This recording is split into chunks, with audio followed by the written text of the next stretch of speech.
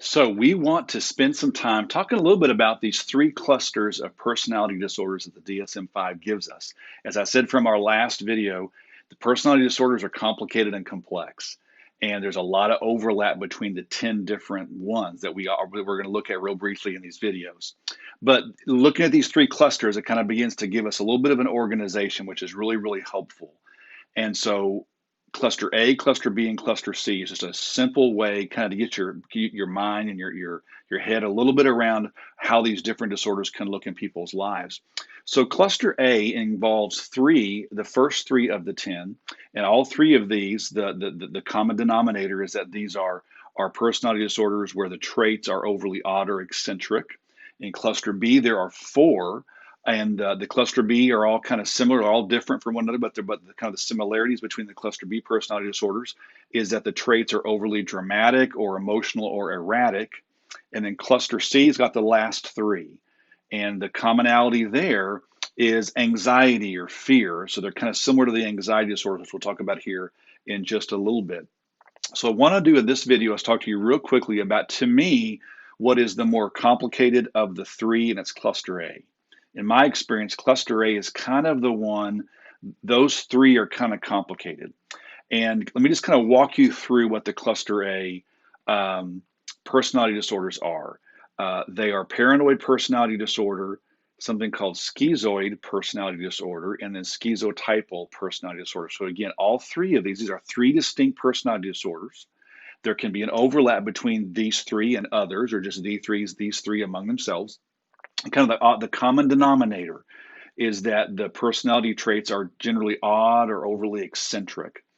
And so these are kind of complicated. To me, you may remember, so an easy way to think about cluster A is to think back to schizophrenia. So you may remember our conversation on schizophrenia.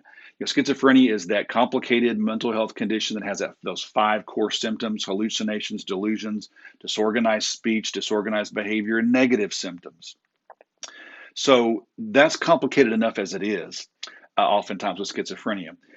Sometimes what we see though with schizophrenia is this: we have clients that we deal with, and they have some features of schizophrenia, but it doesn't really fit with schizophrenia. And we kind of, and what we oftentimes see is that people, they're much more higher functioning. Usually with schizophrenia, it's pretty debilitating, and people have a hard time functioning pretty well.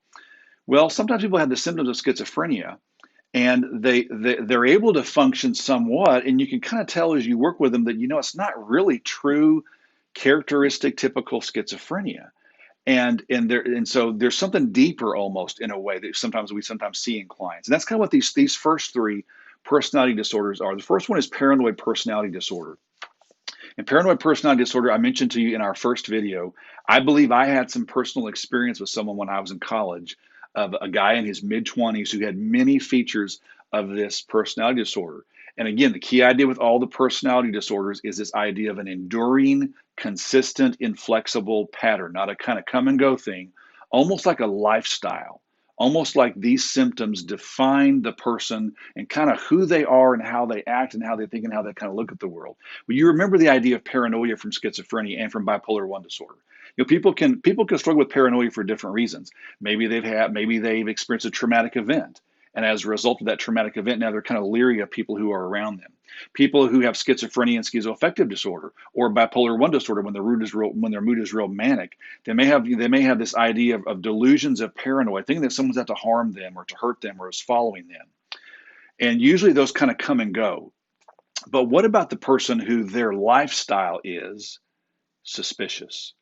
They are, in an unhealthy, extreme way, continually suspicious and leery of other people. They're always continually assuming people are trying to harm them. People are out to get them. People are trying to steal their money. And it's not schizophrenia.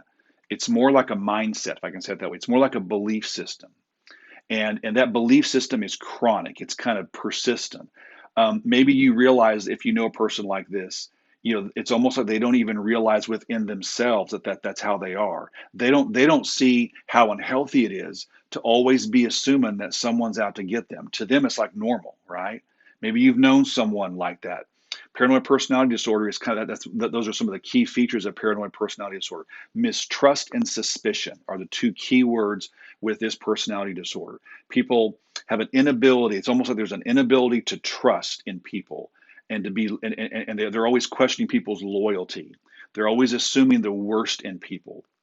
Oftentimes, people with paranoid personality disorder features oftentimes hold grudges. They can't and won't forgive. Once someone has harmed them or hurt them, well, then they never trust that person again. And again, it's hard for all of us at times to forgive and move on, but most of us can move on and forgive. But maybe you've known someone who cannot and does not. It's like once someone has harmed them or they think someone's harmed them, they will never forgive, they will never forget. And it becomes this pattern, almost like this lifestyle, this mindset, this consistent mindset where someone is continually kind of suspicious. The DSM uses the word paranoid. Probably a better word is the word suspicious. Always kind of suspicious, always kind of leery of people around them. They're oftentimes leery and or kind of paranoid that people are talking bad about them. That people are always trying to harm them. That you can't trust anyone at all, right? All of those are core features of paranoid personality disorder. So again, with paranoid personality disorder, it's not like the person is experiencing delusions of paranoia. With schizophrenia, people hold these false, unusual, odd beliefs that the government's following them or that people are spying on them. That's one thing. Usually, the paranoid personality disorder, it's not quite that extreme as far as the paranoia. It's this chronic, ongoing, consistent, persistent. They don't trust anybody. Maybe you know someone like that has some of those features, or you've worked with someone, or you're aware of someone who has kind of those paranoid personality disorder kind of features that again kind of can look like schizophrenia, but really is not schizophrenia, right? It's just more the chronic kind of suspicion.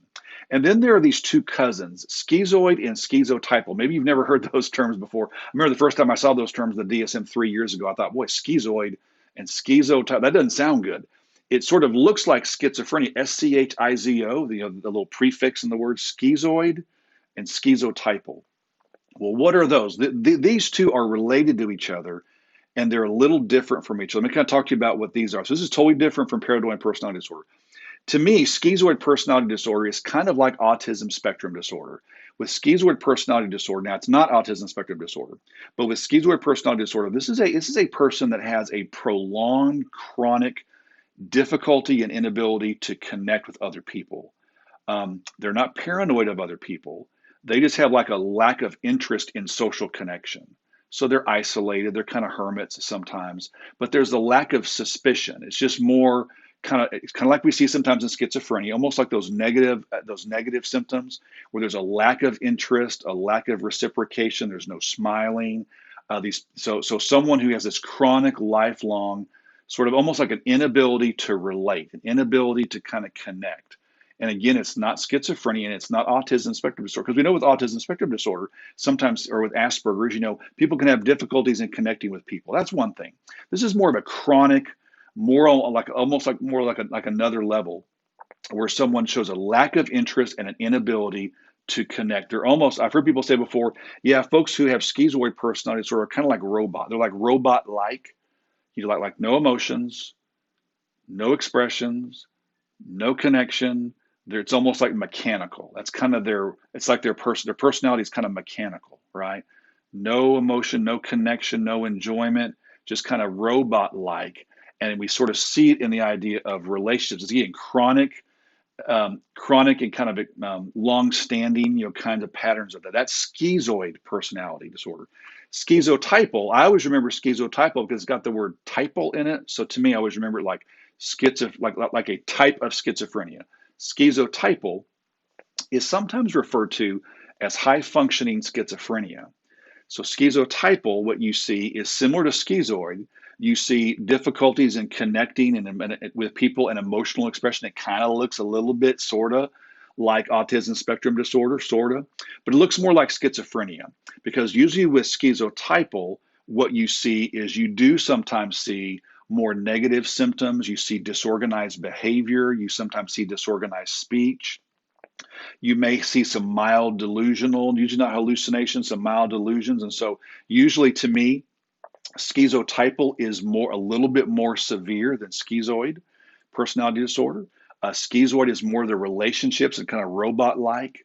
Schizotypal is sort of that plus some schizophrenia, like some disorganized behavior, poor hygiene, again, isolating self. Um, you may have some odd, unusual beliefs, not kind of bordering on delusions a little bit. Is kind of another way of seeing about schizotypal. To me, schizoid looks more like autism spectrum disorder. Schizotypal looks a little bit more like schizophrenia.